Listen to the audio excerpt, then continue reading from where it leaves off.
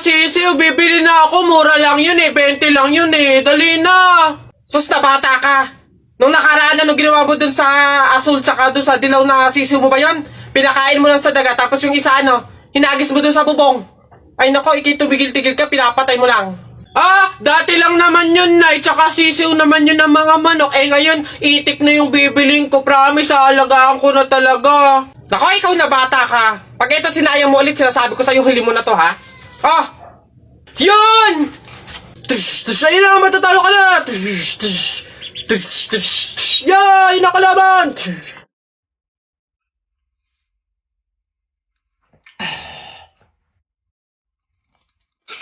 Natalie, pwede ba akong makiinom? Ano ba yan? Mukhang ang baho pa ng hininga nito. Hindi kasi pwede eh. Oh, anong hindi? Bakit naman? May gamot kasi to eh. Oo, may gamot to. Nilagyan to ng gamot ni nanay kanina. Sa akin lang daw yun. Bawal yun sa'yo. Hindi kaya hindi pwede. Ah, ganun ba? Okay lang yan. Kahit muriatic acid pa yan. Basta painom ako, nauuhaw na ako eh. Ano ba yun? Ang kulit naman nito.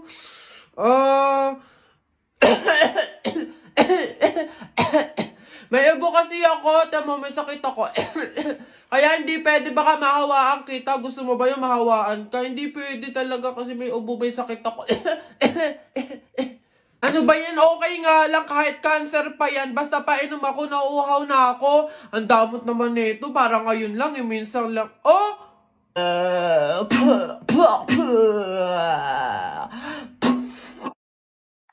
Renz, may sasabihin sana ako sa'yo eh. Meryl, bakit? Ano yan?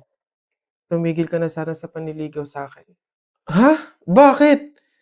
May nagawa ba ako? May dapat ba akong baguhin? Ano gagawin ko? Wag mo naman ako patigilin manligaw sa'yo, Meryl. Bakit ka pa manliligaw kung jowa na kita? Ha? Totoo ba? Yes! Thank you! Woo! May jowa na ako! Oh, hoy! Huwag ka mahiya, nakakahiya. I love you! Mahal kita. Pagtingin, sawa na pa sa aking lambing. Wala ka namang dahilan, bakit bigla na lang nang iwan? Mahal, happy anniversary! Para sa'yo. Wow, thank you! Thank you for loving me, for choosing me. Kahit na ang dami-daming pagsubok, pinipili mo pa ding magstay at lumaban. Mahal, sabay natin tong ipanalo hanggang dulo, pero walang wakas. I love you. God knows kung gaano ako ka-grateful na meron akong ikaw. Kahit dumating tayo sa araw na puno ng gulo, ikaw pa rin ang pipiliin ko. Walang aalis, walang iwanan. I love you. Hello, love. Kamusta? I love. Oh, bakit parang matamlay ang love ko? May problema ba? Wala to, love. Pagod lang siguro ko, tsaka medyo stress kasi sa studies tsaka sa work eh. Love naman. Sabi ko sa'yo, magpahinga ka, di ba? Alagaan mo yung sarili mo. Huwag mo namang pasanin lahat ng trabaho. Sige ka, love. Kapag bumigay ang katawan mo, baka mas lalo kang mahirapan yan. Love, thank you Ang gaan ng lahat kapag nandyan ka. Mahal kita sobra. In good and bad times. Tipong hindi mo na kailangan questionin yung halaga mo. Anong kulang sa'yo? Anong mali? Buo kitang mamahalin.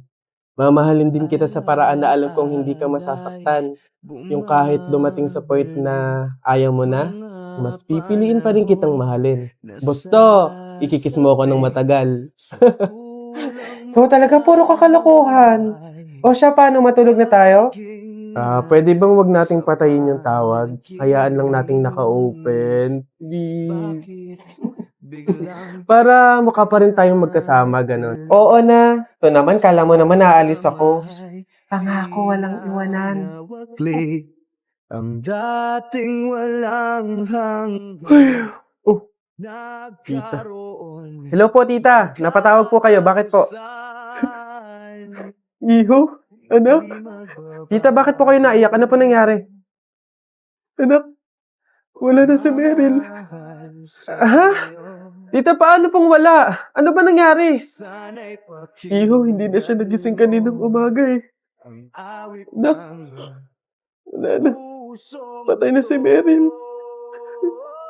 Paanong patay? Tita, wag naman po kayo magbibiro ng ganyan.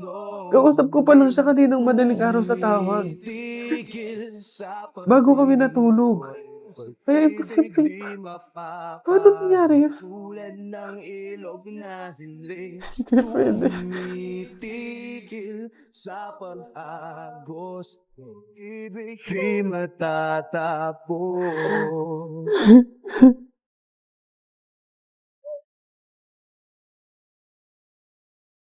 Meryl, mahal. Bangon na dyan. Kala ko ba walang iwanan? Sabi mo pa nga, hindi ka aalis, di ba? Nangako ka nun eh. Pero bakit ganun kadali mo kaming iniwan? Alam mo, kung alam ko lang na mangyayari to, sana sinamahan na kita palagi. Salamat sa pagmamahal, Meryl ah. Habang buhay kong dala-dala na merong ikaw na dumating sa buhay ko. Wala ka man sa piling namin. Mananatili kang buhay sa puso't isipan namin. Mahal na mahal kita. Hanggang sa muli, mahal ko.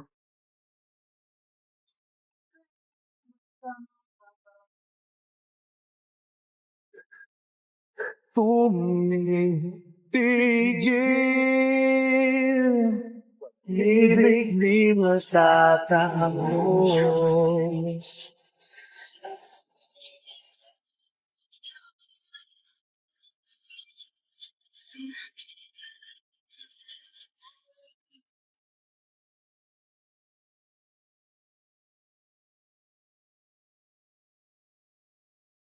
Hoy, Jepoy, tara laro tayo baril-barilan, ano? Dali na! Eto akin, eto sa'yo.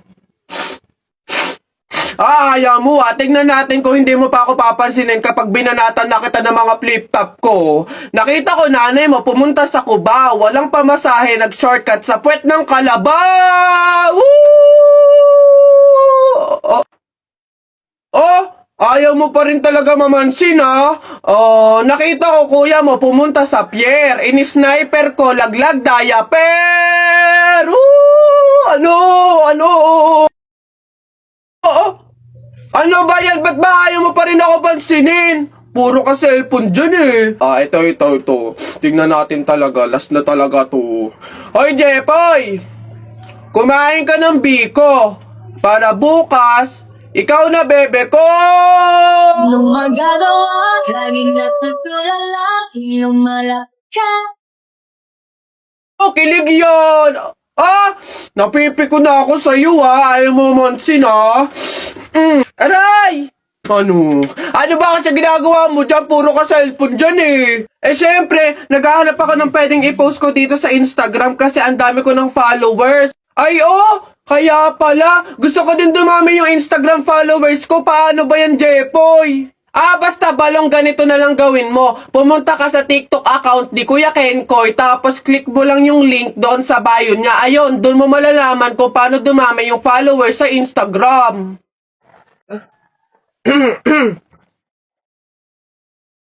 Huh? Hoy, babe! Baby ko 143, bakit? Dalawa ba account ba sa Instagram? Wala! Ito may nag-chat sa akin, mukha mo yung nasa profile. Alam mo, babe, poser ko yan. Ganito ang gawin mo, pag-tripan mo nga yan, ipa-fall mo sa'yo, i-entertain mo, tapos pag makikipag-meet ka na, ako yung sisipot para malaman kung sino ba yung poser ko na yan. Wait lang. Ano kaya pwedeng i-chat dito? Mahal na atake. Hindi na yung agad-agad naman. Hello. Ayan. Ayan na. Kumain ka na ba? Ano ba pwede i-reply ko? Ito na lang. Handa akong magutom para sa'yo! Anong magagawa? Laging natutulala, iyong malaka. Ano pa ba? Send moan. Anong moan? Ang bastos mo naman, babe. Kapagkita ka na nga. Ito na. Feel ko mahal na kita, kaya magkita na tayo sa ilalim ng tulay. Yun na, babe. Nasaan na ba yun? Ate Lloyda, ikaw ang poser ko? Hindi Hindi ko nga alam yung mga poser na yan eh. May tinitignan lang ako ditong kangkong. Huwag ka na magkaila, huling-huli ka na. Ikaw lang naman yung kausap ng jowa ko na magkikita kayo dito sa ilalim ng tulay. Bakit mo naman nagawa yun? Di mo naman sinabing may asim ka pa pala? Pasensya ka na, Iha. Ang pogi kasi ng boyfriend. Ay, hindi. Ano kasi, ang dami mo kasing followers sa Instagram. Naiinggit ako. Baka ako pag ginawa kita ng poser, dumami din yung followers ko sa Instagram. Madali lang naman dumami yung Instagram followers. Gusto mo ba? Abay, oo naman. Paano ba yan? Pumunta ka sa TikTok account ni Kenkoy. Click mo yung link doon sa bio niya. Tapos ayun na, doon mo malalaman kung paano dumami ang Instagram followers. Siya, ganun lang pala kadali. Sige, pasensya ka na. Basta click mo yung link doon sa bio ni Kenkoy para dumami yung Instagram followers mo. Tara na, magsiuwi na tayo. Si Ate Lloyda yung kausap ko sa chat.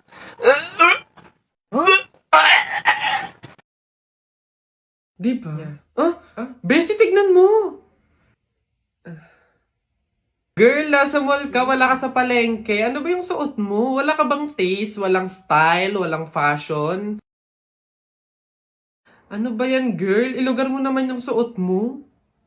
Baduy? Bakit hindi mo kami try gayahin, girl? Sosyalin, yayamanin, fashionista, ganyan. 2023 na, glow up naman, girl. Habol tayo. Or baka naman, Bessie, walang pambili. Mahirap siguro, ganun, poor. Alam mo, girl, madami dyang mga cheap store, yung mga ukay-ukay. Try mong tumingin sa mga ganon. Para naman maging maganda ka at maging presentable yung suot mo. Ano ba yan, Bessie? Wala bang tricycle dito or jeep man lang? Paulan na, oh. Ano ba yan? Paano tayo makakauwi nito? Oo nga, Bessie, hindi naman tayo pwede mag-book. Ang mahal-mahal ng pamasahe doon. Oh, girls! Ay. Kayo yung nakasabay ko sa mall kanina, di ba? Anong ginagawa? Commuters ba kayo? Ay, kala ko naman kasi kung makapan-judge ko yung kanina. Naghihintay kayo dito na ng jeep, no? Tricycle? Kawawa naman pala kayo. Girls, next time ha, wag kasi kayo man-judge ng kung sinong tao, lalo kung hindi nyo naman kilala. And wala namang issue pagdating sa pananamit. Kayo talaga. Sige, nauna na ako ha. Ito kasi yung sasakyan ko. Oo, tama. Kahit ganito yung pananamit ko, may sarili akong sasakyan. Sige, una na ako. Wait, sa ganyang pananamit, magkukommute lang kayo? Gusto niyo sumabay? Pwede ba kahit saglit lang? Siyempre naman, hindi. After nyo akong i-judge kanina na pampaleng ko yung suot ko and wala akong fashion, walang style, tapos sasabay kayo, wag na lang siguro muna. Bye! Ingat! Ay, wow! Ang ganda nito, girl! Pang outfit sa BGC! Buti 50 pesos lang! Eto nga, Bessie, mukha akong mayaman dito. Bigat. Oh! Hoy! Ay, lo! Kayo pala yan, Diyos ko! Nag-okay pala kayo? Akala ko mga branded yung suot nyo. Akala ko ba, girl, sosyalin, yayamanin. Ay, naku. Grabe kayo makahusga sa akin ng isang araw, ha? O sige na. Again, ha, ang buhay hindi nakadepende sa pera at pananamit. Mayaman, mahirap, or may kaya ka, ang mahalaga, wala kang ginagawang masama. Thankful ka na nabubuhay ka sa mundong to, ganun.